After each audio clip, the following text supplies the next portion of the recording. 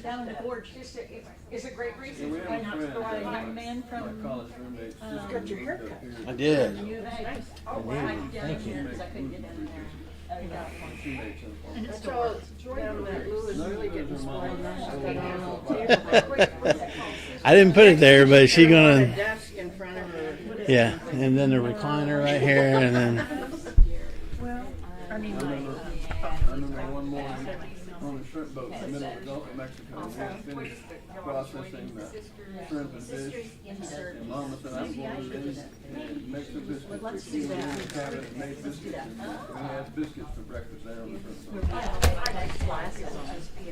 Okay, we're going to get started. We still got a few more folks that are getting biscuits and coffee. So, thank you. Are they? Okay. I have. That's okay. I didn't need it anyway. Look at me. So I have prizes to give away. If anybody wants it, this is just a little calendar right here. It's got a nice little picture on this side, little calendar on that side. Anybody want it? Wait, before you say yes, here's another one. Yeah, I don't know. I got a 12-month calendar here. It's for 26, yeah. That would be sad to get Yep. to 25. But each month has like a scripture on it. So anybody wants that, you're just going to come get it Yeah. before anybody else can. I will. Okay. Yeah, I'll take this one. Okay. You said you want that one? No, thanks. Okay. Do you know how many calendars I get in the mail? Oh my goodness. And then, and y'all might be jealous. Whoever gets this. Do I get that one? Bible crosswords. Oh, nice. You know that I like. 18 Bible crosswords.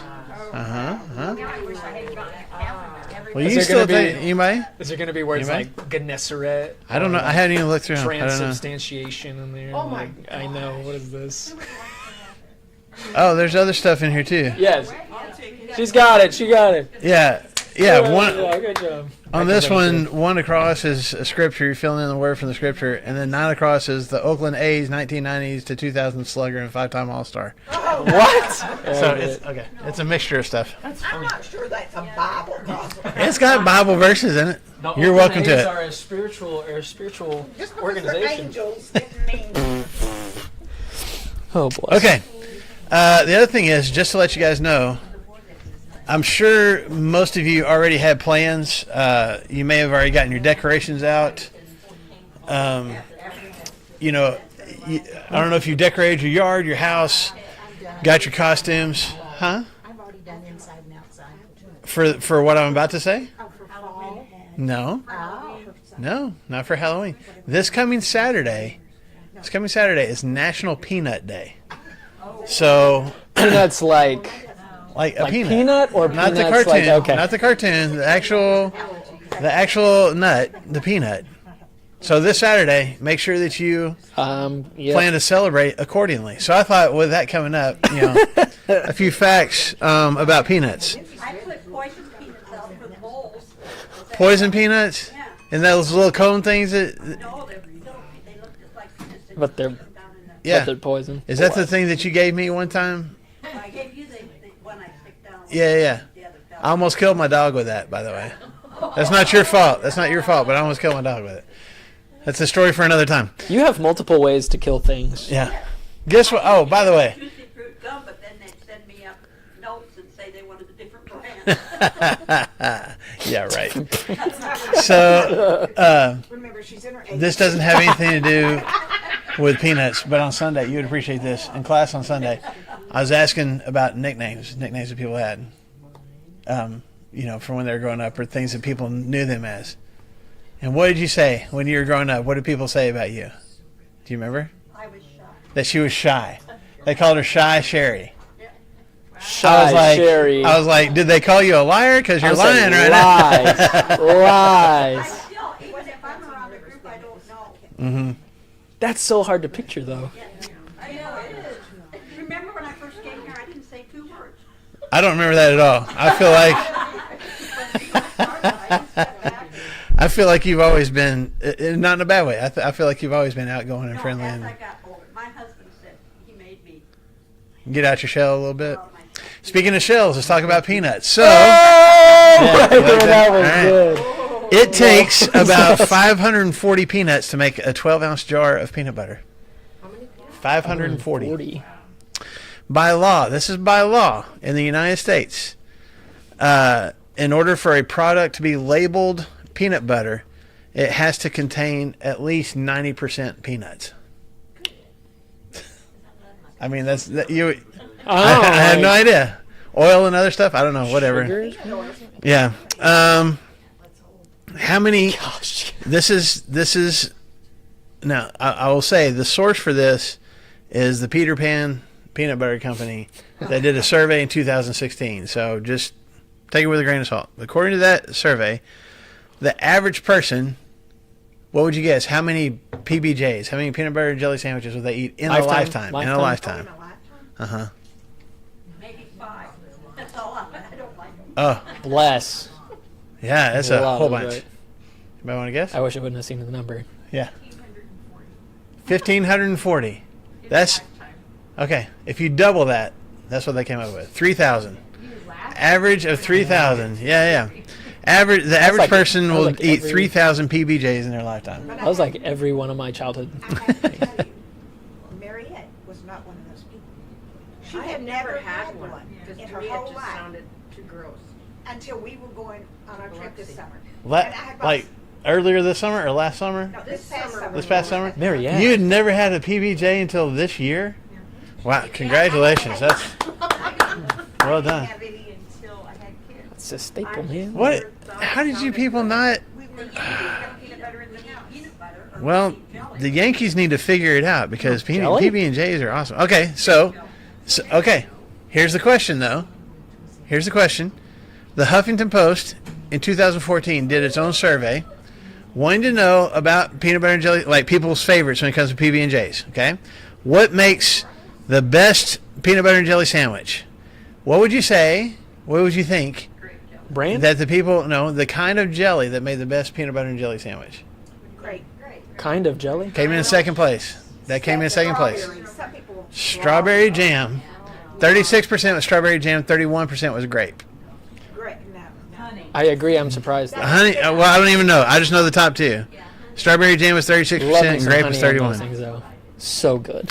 Got to go with the grape, man. You got to have grape when it comes to I'm not. PB&J. No. Otherwise, it's not. I have an elevated palate, so If you use Yeah.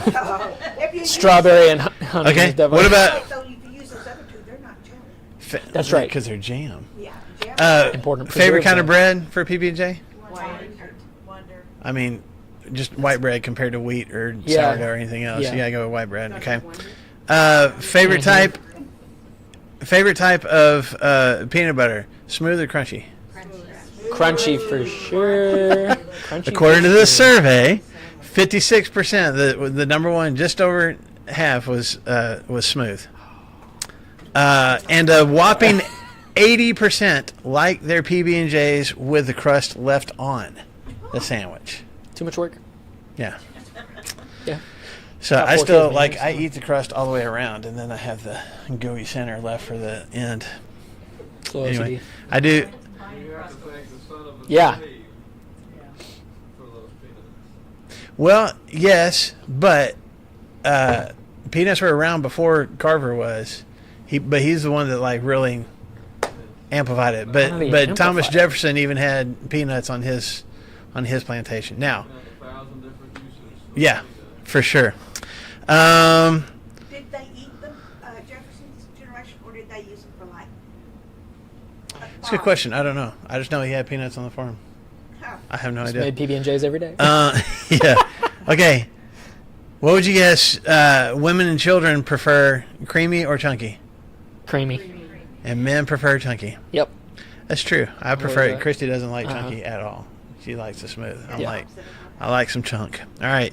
But most of this is American stuff. The average European eats less than 1 tablespoon of peanut butter a year. A year? Is that Less because it's than an 1 American tablespoon. thing? I don't know. Is that Maybe. because? Yeah, I don't know. They're just not into it. They're not into it over there. I do know whenever we were doing free travel, that's like all I had was like honey, a loaf of bread, and then Yeah, peanut butter, and I think I paid like $9 for that peanut butter jar Yeah. that I carried. Griff and around with me Brianna, when they were in everywhere. Peru, they took the Yeah. they took the squeezable peanut butter with them, just kept in their backpack, and just Okay, almost done. The furthest. How far would you think the furthest somebody threw a peanut? Just take a peanut and throw it through the air. How far did it go? 20 yards, 30 yards. You're not too far off. Like it's very small. Close. What about 124.4 feet. So what would that be? 40 yards? Yeah. You must have chucked that. I know. How big of a there peanut had to be was that? some wind behind it or something. And like man. the I can't- biggest yeah. peanut Yeah, ever. exactly. Like, But that's Run out of the ground and still wet. I know. It's maybe like, so. it has I to don't know. have some Had it has something meat to on it. Yeah, that's true too.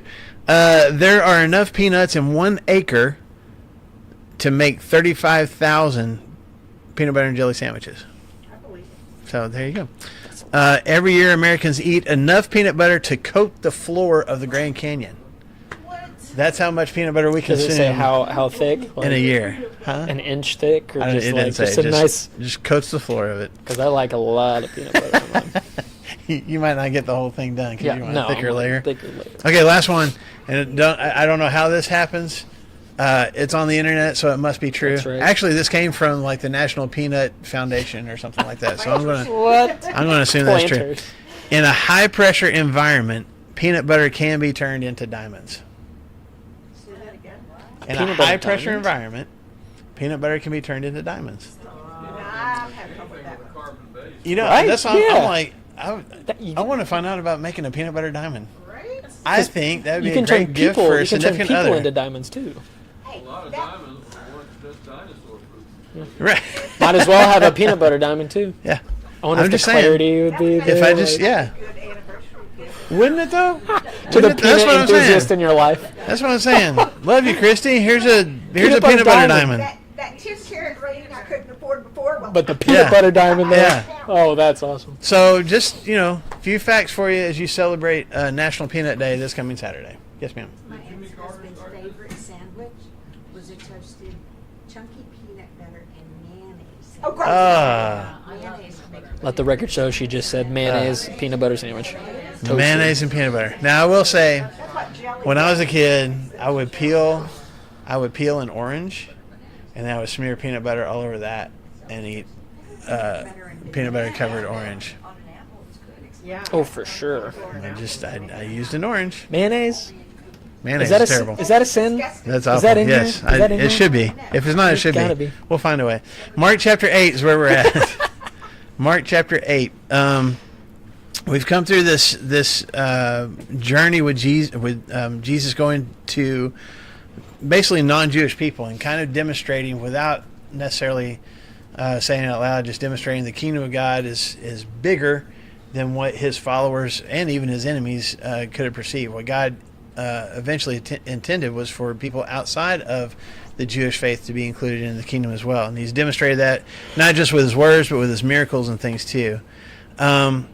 So Mark kind of switches gears here a little bit. And this is a little bit different start to a part of Jesus' story than what we usually get from Mark. Because Mark's usually like immediately Yeah. and then, right after that. And this is, it's kind of a more broad kind of statement here. He's like, during those days, here's something that Jesus Like, did. So this it's a little was bit more like happening. at some point, kind of close to this, this is what happens. And so we're going to go through chapter 8 here. And just to give y'all a little bit of a kind of a preface, by the time we get to the end of chapter 8, which I doubt we'll get to today, we're going to see like kind of a shift in Jesus, Strategy? yeah, and his focus for sure, Yeah.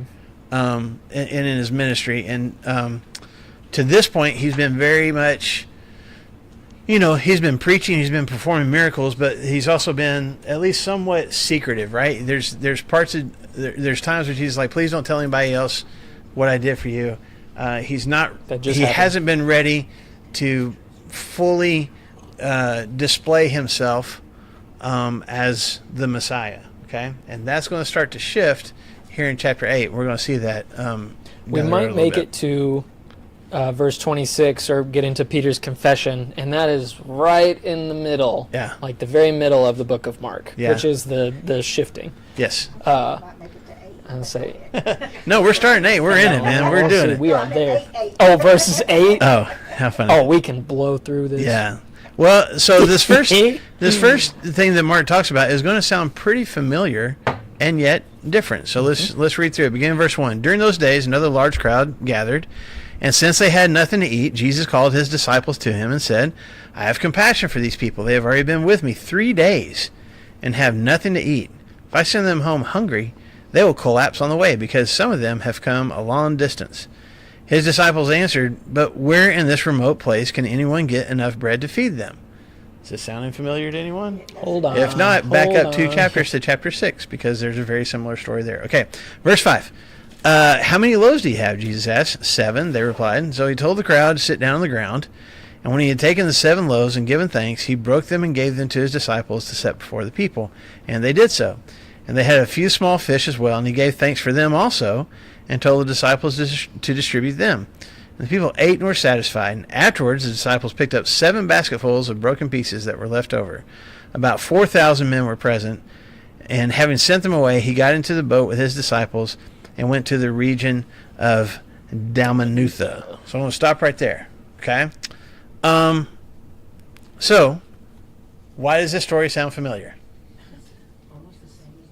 Almost the same as the 5,000, right? So he's had a crowd around him before, which was 5,000 men, plus women and kids. In this story, how many people are there? 4,000. We get a little bit more. The people in the story of the 5,000 listened to Jesus all day. What has this crowd done? 3 days. Listen for 3 days. Okay. And then Jesus says that we're out here in the middle of nowhere, and these people have been here for 3 days. In chapter 6, it says that he sat them down in the middle of the green grass, but there's not. This is a remote area, but not a mention of green grass. Yeah. We're just talking about differences. Yeah. And the fear is if we send them home, they're going to which was not. I don't know if that was the concern in chapter 6. He was just like, these people need to eat. Yeah. And the disciples were like, yeah, so do we. Like, send them home. hungry. And Jesus seems to be more concerned about the physical care of this crowd. But when he asks the disciples, he says, we need to find a way to feed them.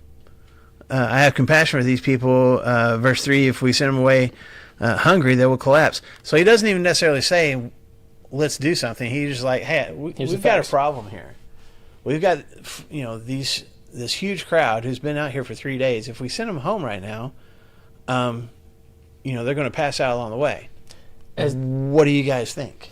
And that's where I'm thinking Jesus is like, yeah, and they might pass out along the way. They've been here for a long time. And then he kind of sits there looking at his 12 like, so is there ringing in your ears, guys? You guys have we been here before? Yeah. Apparently. And so what's the disciples' response? Where can we get it? We can't do anything about it, because why? We don't have any peanut butter. We need peanut butter. It takes. The average person only eats 3,000. We have to feed 4. We need an acre of peanuts, make 35,000 sandwiches. So we don't have any peanuts. We don't have any peanut butter. We don't have any bread. We don't have anything. And we don't have an instance of Jesus sighing like we have in the back in past. chapter 7, and what we're about to see again. But I imagine Jesus is like, okay. Was there fish? There was. Uh-huh. We don't get a specific number on the fish, but It tells us later. it's more focused on bread. But then in verse, what verse is it? Verse 7 They had a few said they small had a fish. few small fish. Mm-hmm. So something different too, like you're pointing out. I know we're not there yet, That's fine. but he tells the crowd to sit down. He took the loaves, it's verse 6, and he, giving thanks, he broke them and gave them. And then later, he's got the small fish and then blesses them again. So there's 2 prayers here, giving thanks and a breaking of that in front of them. Yeah. Yeah. So, and then everybody gets to eat. How much? Until they're full. Everybody's like, it's not just like, How many sandwiches? that is was there? good. I might be able to make it home. They're full. They're satisfied. And there's leftovers. Okay? So all this fish, all this bread, there's 7 basketfuls. As opposed to how many in chapter 6? 12. Very good. Okay. There are 12 baskets leftovers. Yes. Yes. Yeah. This isn't a little basket. These are big baskets full of leftovers. Okay. And then he sends the crowd away, and he gets in the boat and sails off. So it's a little bit quicker telling of the story compared to the one in chapter 6. Some different details. I'll just go ahead and say there's Lay it some out. scholars that think one of these stories didn't actually happen, and like this is just kind of somebody else besides Mark made up this story and then wedged it into Mark. And I don't think that's the case because of what we're going to see later on in chapter 8. But just so you know, there's some people that they're like, this is a later telling and somebody just got the facts wrong and just wedged it into, this part of Mark. I don't think that's the case at all. I think it's more what, to your point, Jesus is kind of looking at his disciples going, okay, we did this once. Let's run the play again. See and- if you guys have got it. And again, they still struggle. Like there was nobody when Jesus said, "Boy, we got all these people, and they've been here for 3 days. They haven't eaten." It is like talking to kids almost. Like you're trying to hint at everything. Yeah, you you're know? giving them as much information as you can for the right answer to come. Yeah. And the disciples are like, I don't have any idea how. Yeah. Like, there's not even a How are we going to spark. feed them? Now we don't know how much time Yeah. specifically has transpired since the last feeding. Some time has. I would remember what happened. You would think so, right? Though. Yes, slow is right. Go to a different town. Yeah, they've been to different places. So this could be a whole new crowd of people. Yeah. Yes. It is. There's, But would you forget the first crowd? Well, no. I wouldn't I would forget think that. would be something There that are, forever. You would think so. Yeah. You would think that at least one of these disciples would go, at least would say something like, "We know the last time Yeah. you took some bread, but that doesn't seem to be the case here. It's almost as if they've had memory loss and Amnesia. can't So, Maybe there's too much happening, well, and it just kind of. but that's my question. Why do you think that is? Why does it seem like why do the disciples? I mean, it's easy for us in hindsight to be super critical of them, because we know what's happening. Yeah, because and we don't struggle like they struggle. I say facetiously. Yeah. Why does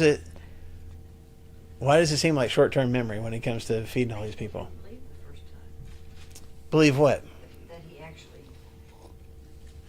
did the miracle, or it was a fluke, or Okay, so maybe they thought, well, that was just a one-time thing. Couldn't possibly happen again. I think there's times when we're afraid to ask God for things, big Yeah. things. And I think, though they had seen it once before, they were a little intimidated about going to him and saying, hey, can you do this again? Yeah. You know? Yeah. I think you're on the right track. Well, we were talking about it earlier, you and I, in the office. Like, don't we do this where we can even be at church on Sunday and be celebrating, like, man, look at how God has answered this particular prayer. And then the next day, something stressful happens to us. We're like, God, where are you? there's no answer to this. There's no way I'm going to be able to figure this out, right? I mean, if we list it out all the ways that God has blessed us, if we list all the ways that God has blessed us and we didn't even ask, in ways that we couldn't take care of ourselves, man, that had to be God that did that for us. And then add to that the prayers that we offered, and God's like, okay, and answer that prayer. Does it seem, silly is not the right word, but it just, should we struggle with wondering if God can take care of whatever situation we're in now? We shouldn't, but we do. Exactly. And it doesn't even take that much time. And so Brandon and I were talking this morning as we were talking through some of this, we really have compassion for the disciples because we see a lot of ourselves in them. the bless their hearts Yeah. phrase. And Jesus doesn't seem to be frustrated with them here. I think Jesus is like, let's run through this again. How much bread do you have? Just kind of going through the whole process again. There also was nothing mentioned about how are we going to pay for it. That's true. First one. That's true. Yeah, there's a little bit more, maybe. A little bit more faith. And it's, how many loaves do you have? And there's no, We can't do this. when he asked before how much bread they had and they told him, they said, here's how much bread we have, but what can we do with that? Yeah. This time it's more, well, we got bread. Yeah. So, and maybe it starts to clue in and oh, here's some bread, Jesus. What are you going to do with it? You know, there starts to maybe be some belief and some faith there. But you would hope Andrew would be like, hey, do what you did last time. That was perfect. Yeah. Like that worked out really well. Like, Yeah. let's do that again. There just wasn't that immediate, God, you've done it before, and I believe you'll do it again. Yeah. And I think that's where the struggle comes in, at least for myself. When I put myself in this story, is there's times where I either consciously or subconsciously just don't believe, I guess, for lack of a better word, that God will do it again. Whatever it is that only He can do, He won't do it again. You know? There's this story just kind of makes me think of just how easy we are prone to forget the blessings of yesterday because of the semi-hardships of today. And I think that's why in the Old Testament specifically, I mean, think about the Exodus, this huge moment of miracles and crossing the Red Sea and all of that. And then the same thing with crossing the Jordan River as they're getting into the Promised Land. God is like, hey, we're going to make a stone altar. We're going to make a stone space. And the point was that whenever God's people look at that, they remember what When God they see has that pile done. of rocks. Yeah. You remember what God has done, how God has brought you with his powerful and mighty hand from the oppression and slavery of the Egyptians. Which is funny because it's like, I don't need...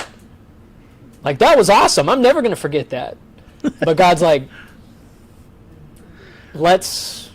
Okay. Well, to take that a step further, To their children. yes, but they also exactly. watched God, send 10 plagues against Egypt, basically bring Egypt to its knees, help his people across the Red Sea, shows up on top of a mountain in thunder and lightning in a way that they're scared to death to even get close to the mountain. And as soon as Moses is gone, they're like, you know what? Let's make an idol. Who? Just and again, we want to be Idiots. like stupid Israelites, but we do the same thing. We have short-term memory sometimes, and I think that's what's going on with the disciples. That's what's here. important for us to. I mean, gratitude. At least for my generation, it feels like gratitude journals and stuff are kind of like too cliche to do. But it's too easy for me to forget what God has done yesterday and the hardships of today. So being able to do that more.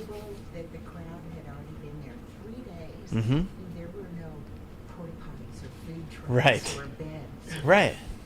No live music or anything. Yeah, and you wonder, like, did everybody just kind of lay down and go to sleep, and then wake up the next morning, and Jesus is like, all right, where was I yesterday? Let me get back to where I left off. I don't know. I mean, I've been to, me growing up, I've been to lots of gospel meetings and revivals, but we went home at night.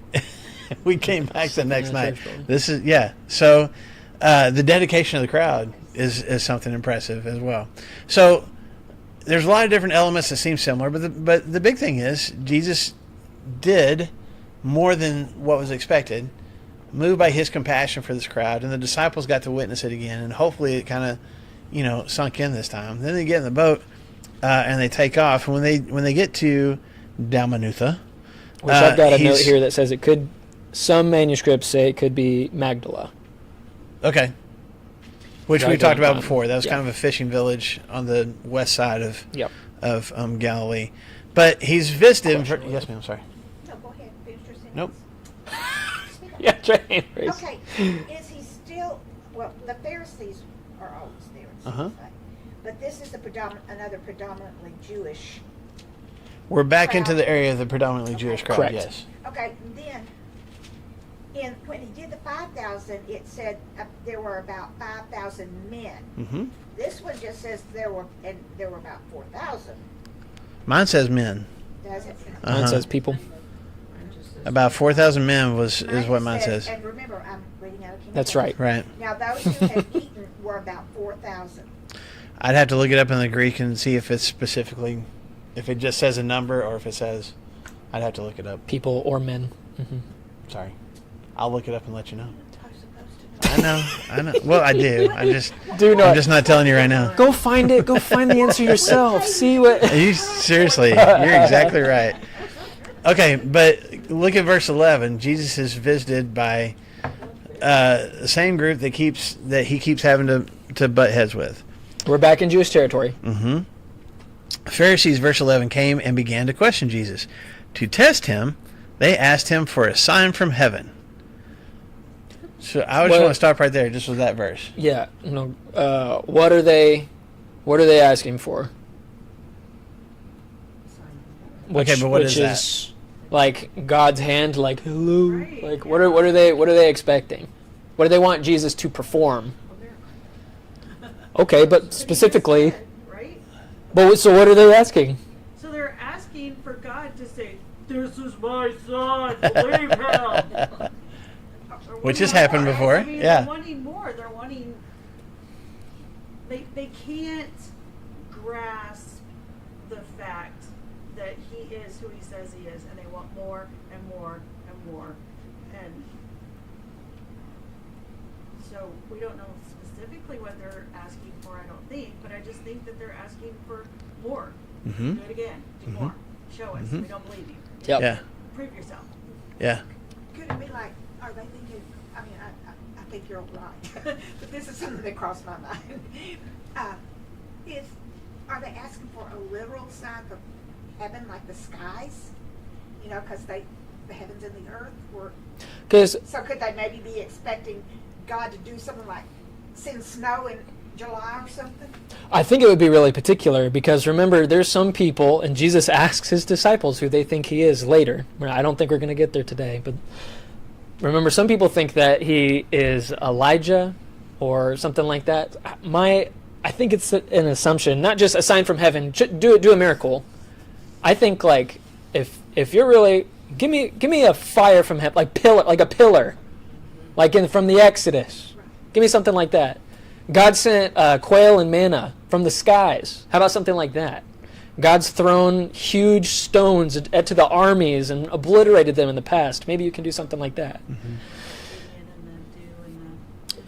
Yeah, or Elijah with the fireballs from heaven, or that kind of stuff. It's not just because we did mention this either last week or the week before. Were there other miracle workers in Jesus' day? Yes. Were there other people that proclaimed to have miraculous powers? Yeah. So it's not just a sign. To your point, it's not just a miraculous sign. In this instance, it's something like, give us something Yeah, snow that in is June. supernatural, but that we know is only from God.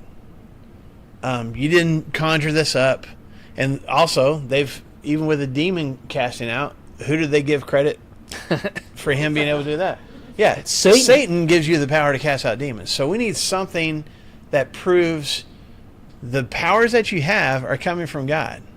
And we know that that's true because of our past and because of our heritage. Right. We've watched God work in miraculous ways. So, Jesus, show us who you are by doing the same thing.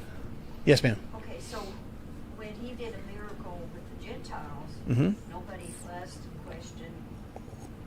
So he probably, he'd rather hang with the, It might be true. He might like being with the Gentiles better because there's not as because they just accepted it. right.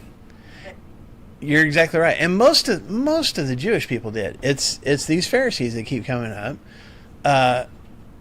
and ask for this, like give us proof from God that you are from God, that you are acting on God's behalf. What is Jesus' reaction in verse 12? That's what Before that, what's the first thing that he does? He that's what sighs. Paula did as she was explaining that. I saw her shoulders just like, what more could he do? The first thing that he does, he sighs deeply. Now, we talked about this last week because he did the same thing when he healed the deaf and mute man. He sighed before he did so. It is a groan. It is an internal, Stomach. just Oh, yeah. coming out like, ugh, kind of groan. Okay?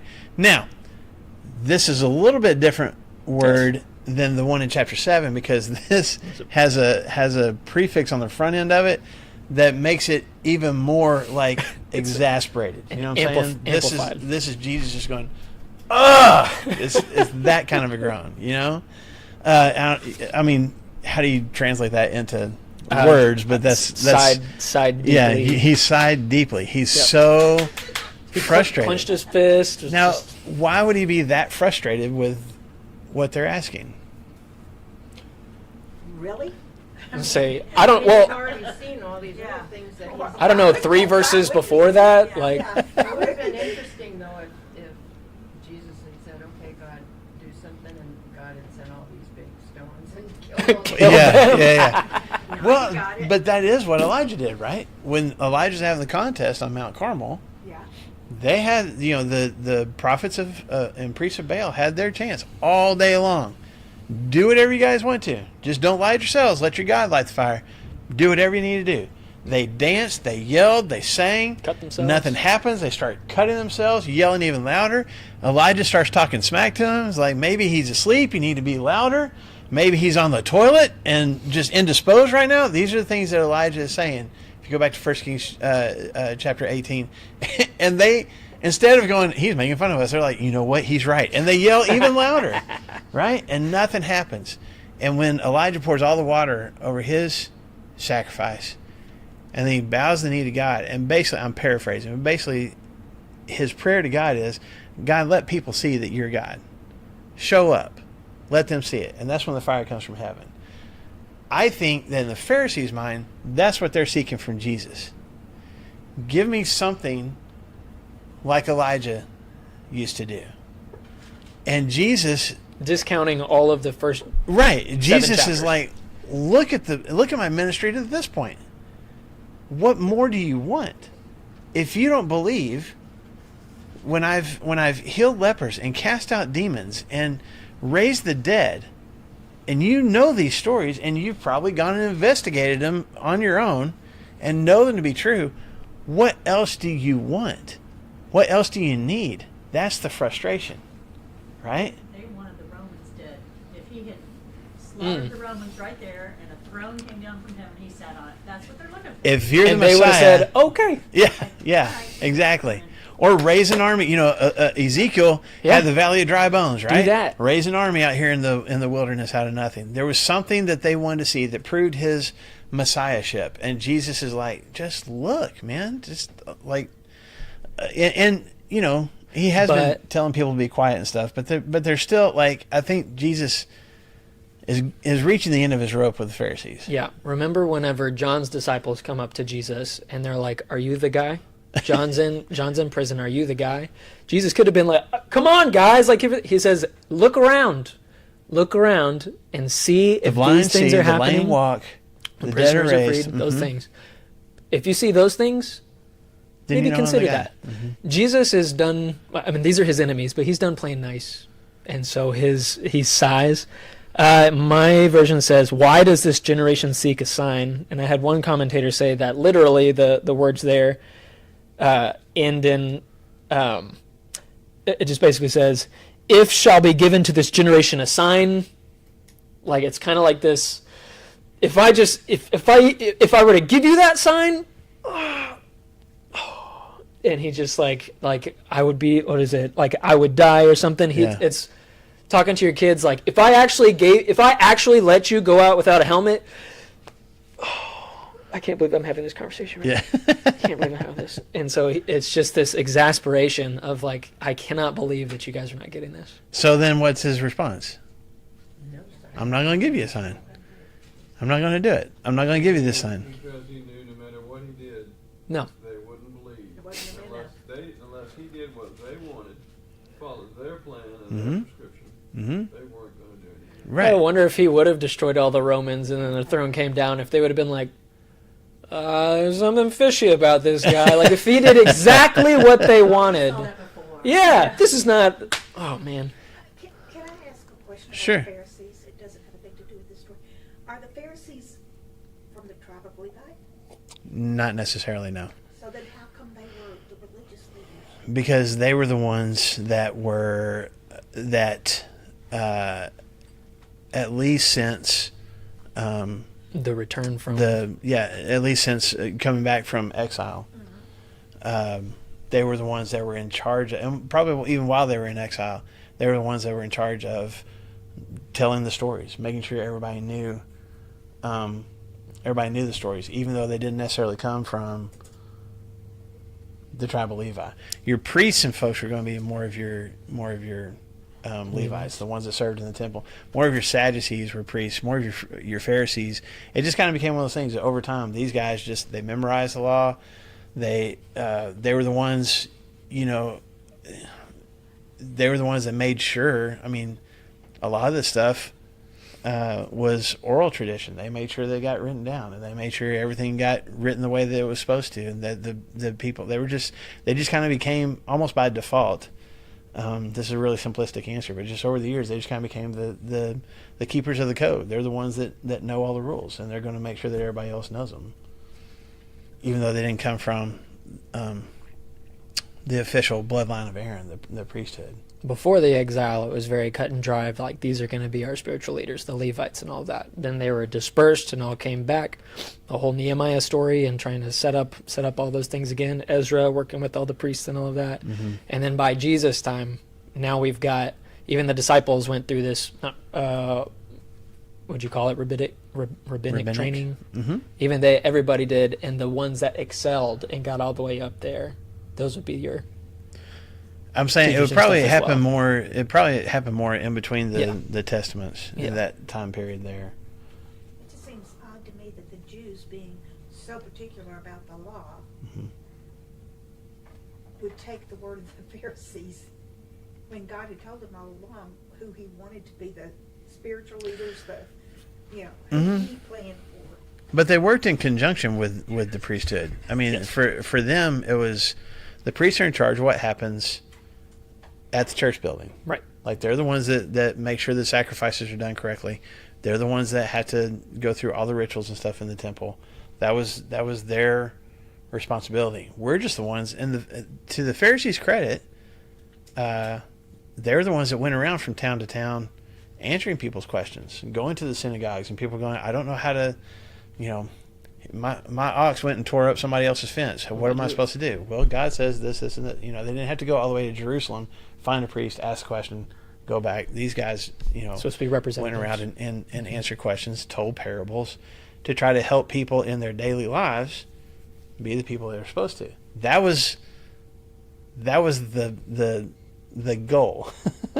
But as we talked about in chapter 7, Jesus is critical of these guys because they ended up becoming so focused on all their bylaws and all their addendums to what God said, and we're holding on to those things and actually making life worse, or at least not worse, more difficult for the Jewish people instead of making it easier, which is not what God intended in the first place.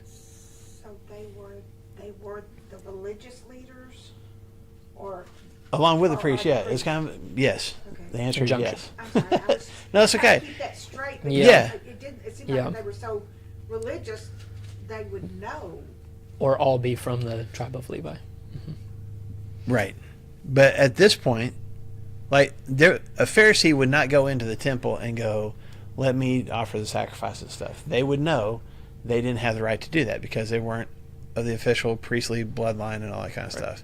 But because they had done enough study, they kind of saw themselves, some of them saw themselves in the same role as, Isaiah or different prophets who were proclaiming God's word, even though they weren't priests themselves. That happened in the Old Testament too, obviously. It's a And great so, question, though.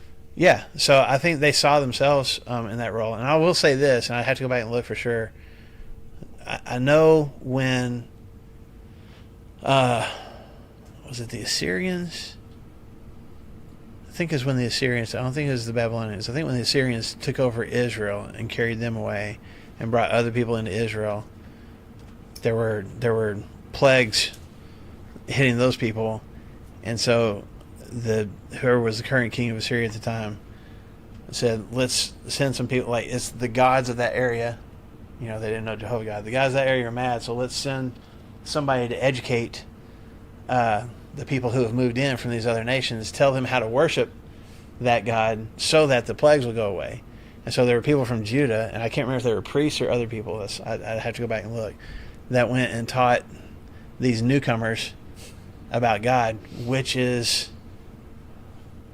were the ancestors, at least some of the ancestors of what became the Samaritans in Jesus' day. They got a hybrid version of Half-breeds. worship of God. And so that's, again, another reason why Jewish people didn't like Samaritans, because they weren't, not only were they not full blood, they weren't fully religious like them. That's going to take us down another path, though. It's a good question. No, it's a good question. It's a good question. I love how Jesus ends this, though. They're like, show us a sign from heaven. And he sighs deeply and is like, Nope. you guys are ridiculous. And then he gets in the boat and leaves. Yeah. That's he it. just showed up. They're like, hey, show us a sign. He's like, nope. Just goes back How across the lake. humiliating for these guys of like, no. And he gets in the boat and they just sail away.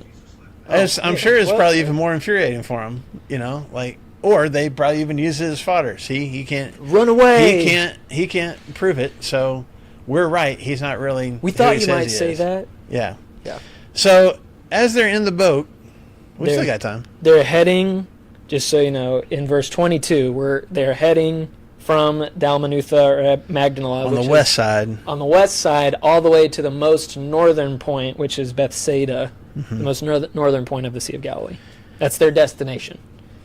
and we also know from the Gospel of John, this Bethsaida is the hometown of Peter and Andrew Yep. and Thomas. Not Thomas. Philip. Nice. Or was it Thomas? It was Philip. You would know It more was Philip, right now. I think. I can't remember. Sorry, there's one other disciple. Anyway, let's look real quick here. We'll go a little further. Everybody good to keep going? Verse 14. This is while they're in the boat. Verse 14, the disciples have forgotten to bring bread. Now, Hold on. We This had, is so silly. This is so silly. just as a side note, we just fed thousands of people with a bunch of bread. How much do we have left over? Yeah.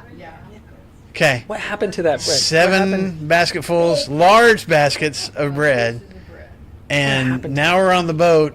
I don't know if this is a few hours or a day or so later, but we're on the boat and we had no bread. So, Oh, I left it at the hotel. Oh, man. seriously. I'm sitting there going, Oh, that was dude. probably like, Thaddeus's job or something. Hey, you got the bread? Yeah, I got you. And then get on the boat. That's why and we you don't forget, hear very much about Thaddeus. It's just he's Yeah. always forgetting stuff. Yeah, just who 7 knows whose job it was. baskets. And maybe they gave the baskets away to other people and they weren't supposed to. I don't know. Sure. All it says is they didn't have, or they forgot. Yeah, they it forgot wasn't to bring intentional. bread. They like willingly. I guess not. Willingly. Somebody They had was not supposed to thought bring about it. bread. Yes. Nobody did. Dang it. Okay. Except for one loaf that they had with them in the boat. And we've talked before about, a loaf is not like, as Paulette described a minute ago, the Wonder Bread, that big loaf of white bread. This is probably a barley loaf, which would be the size of a large hamburger bun. Okay? So if you got the 12 apostles and Jesus, you got at least 13 people. Hungry Who teenagers. knows how many other people are in the boat, but we know at least those 13 guys are in the boat. And you got a hamburger bun to feed them with. Okay. My guess is, man. I will confess, I'm reading into the text here. Okay. My guess is there's probably some awareness. Or somebody's like, man, I'm hungry. Hand me a piece of bread. And like, there's somebody's like, oh, we forgot the bread. You brought the bread. Don't tell anybody we forgot the bread. We'll get bread when we get to land. Just hold on, And Or maybe also it's not a second thought of like, oh, it's okay. We'll just ask Jesus to, make us lunch. Like, he made it for 4,000 people. can Surely he make it can for make 13? it for us. Yeah. Pack lunches. Okay, so they're worried about the bread. Verse 15. Be careful, Jesus warned them. Watch out for the yeast of the Pharisees and that of Herod. Verse 16. They discussed this with one another and said, it's because we have no bread.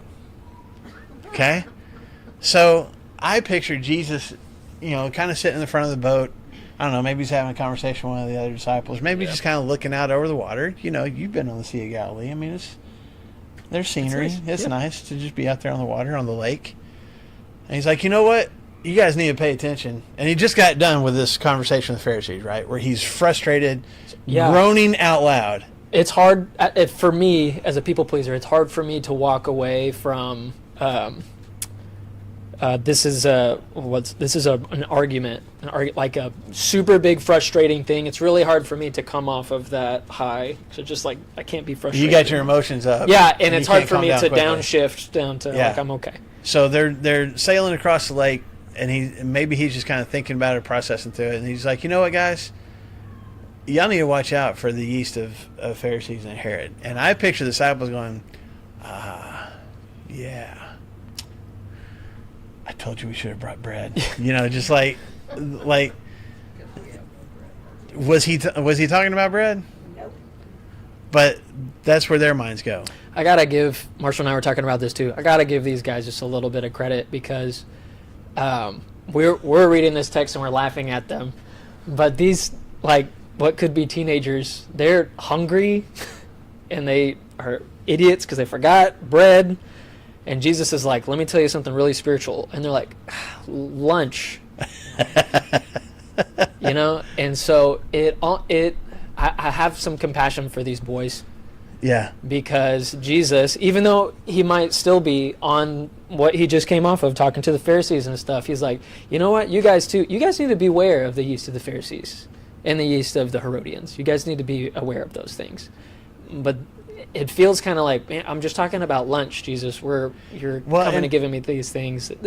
It could be also that they're like, okay, yeast. What does he mean by that? Yeast goes into bread. We have no bread. Oh, he's mad about the bread. You know, like, he's hungry too. Somebody get him a snack. In their kind of logic, that made sense. You know, bless these guys. Whatever he's talking about doesn't make sense to them. Okay, so they're like, but do they say to Jesus, "Man, sorry we didn't bring the bread"? Who are they saying this to? Each other. So they're whispering in this small boat. It's because we don't have bread, you know. And Jesus is obviously aware. Look at what he says, verse 17. Aware of their discussion, obviously, Jesus asked them, "Why are you talking about having no bread?" I think this is I'm read that with that tone on purpose, because I think that's where Jesus is a little bit frustrated here. He should be. Not angry, just kind of frustrated. He should be. Why are you talking about having no bread? Do you still not see or understand? Are your hearts hardened? Do you have eyes but fail to see and ears but fail to hear? And don't you remember when I broke the 5 loaves for the 5,000, how many basketfuls of pieces did you pick up? 12, they replied. And then when I broke the 7 loaves for the 4,000, how many basketfuls of pieces did you pick up? They answered 7. And he said to them, do you still not understand? And what would the answer be? No. That's 7, if I counted correctly, that is 7 questions that he peppers his disciples with. Like, I mean, the Pharisees come up and he's like, why are you guys asking for a sign? This is ridiculous. And he leaves. His disciples, these guys that he's been running around with, I think he is exasperated, where he's like, guys, come on. Like, how can you... I was just talking about, one commentator is like, where Jesus is battling the blindness of his enemies, right here in verse 11 and 12 and 13, because they're hard-hearted to Jesus' teaching and his miracles and all of that stuff. Mm-hmm. But these disciples, it's not that their hearts are hard to his teaching. They're just dull. They are not, at least to me, they're not pausing to look inward and spiritually to see the implications that everything Jesus is doing, everything Jesus is teaching, everything Jesus is saying, all has spiritual implications. But they're just too stuck on the literal. They're too stuck on the actual bread. And Jesus is like, come on, guys, you've got to start looking past these things and see what I'm actually telling you. This is not the first time that Jesus has challenged them in this way either. If you go all the way back to chapter 4, when Jesus tells the parable, we call it the parable of the sower, the parable of the farmer, the guy that went out throwing seed. And he tells them that story, and everybody's like, awesome story. And then his disciples are like, when they're by themselves away from the rest of the crowd, they're like, what does that mean? You know, what I don't get it. And Jesus, he ended the story by saying, he who has ears to hear, let him hear. Like, if you have the ability to see and to hear, you need to tune in to what I'm saying. You need to see what it is I'm doing. And then they're like, we don't hear what you're saying and we don't see what you're doing. So he tells them first before he explains it. He says, man, there's people in this world that Isaiah even talked about who have eyes but can't see, and who have ears but can't hear. They don't understand. And my words can never sink in for them. Okay? And then his next question after he says that is, don't y'all understand? Then he explains the parable to him. Okay? Now here we are, months, maybe a year later? And I think it even farther. Maybe so. And Jesus is like, y'all need to watch out for the yeast of Pharisees and Herod. There's a spiritual truth that he's trying to convey.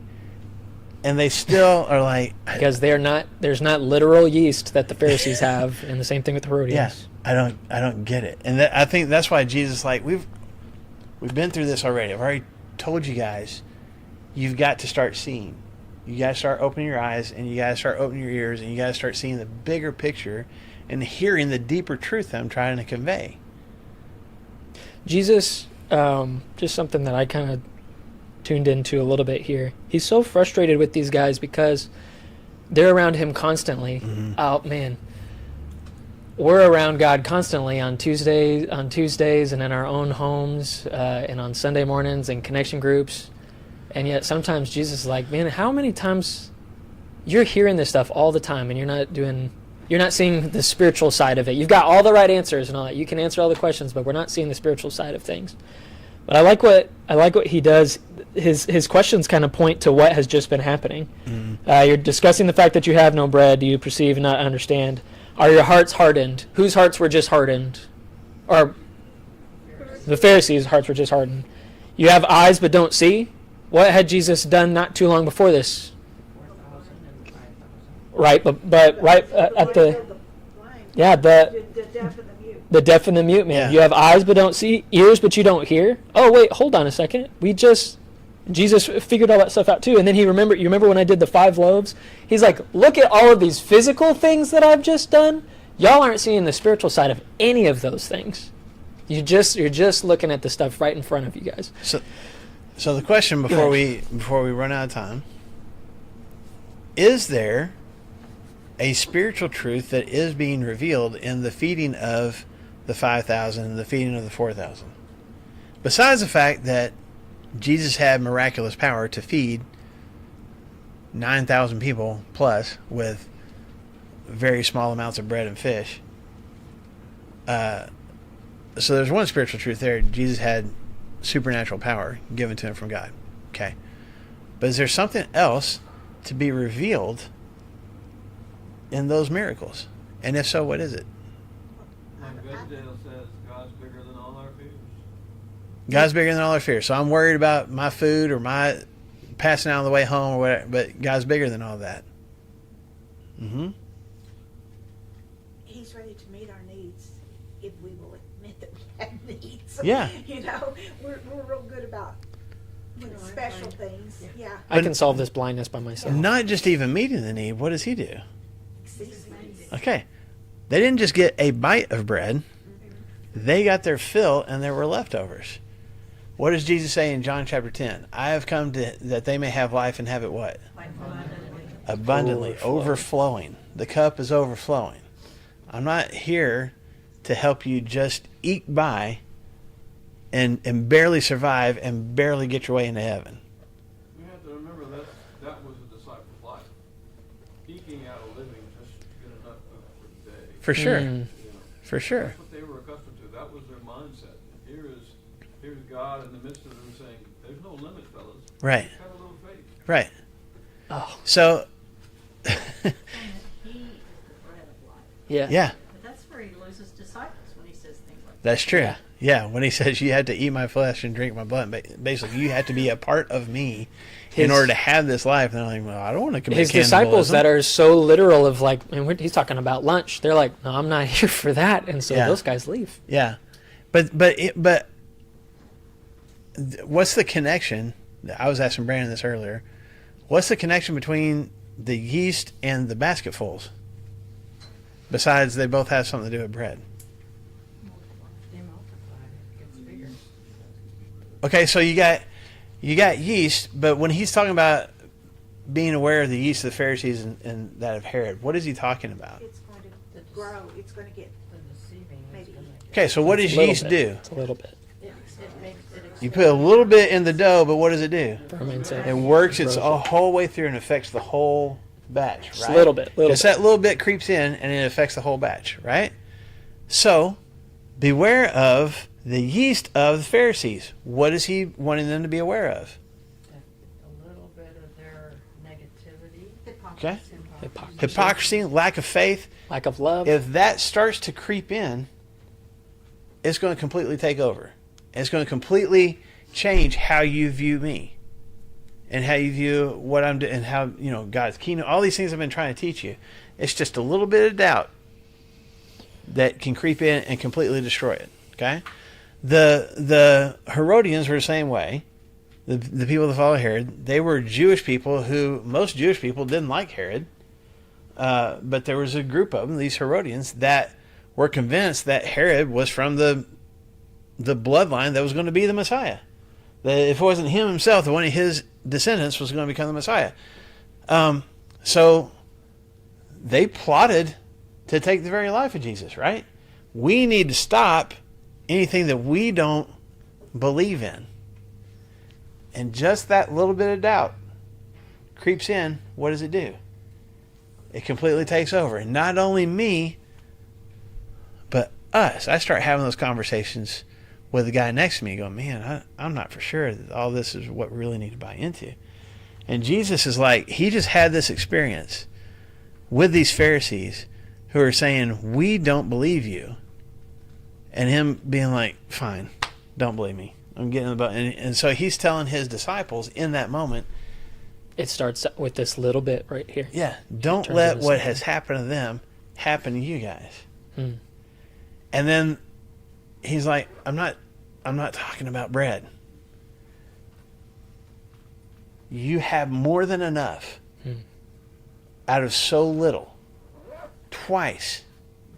Which means what? What you guys have already said. God can do more than I could ever ask or imagine or expect. I'm doing more, Jesus is basically telling his disciples, than anybody has ever truly expected the Messiah to do. And my kingdom is bigger than what you guys have always been taught the Messiah's kingdom is going to be. You guys are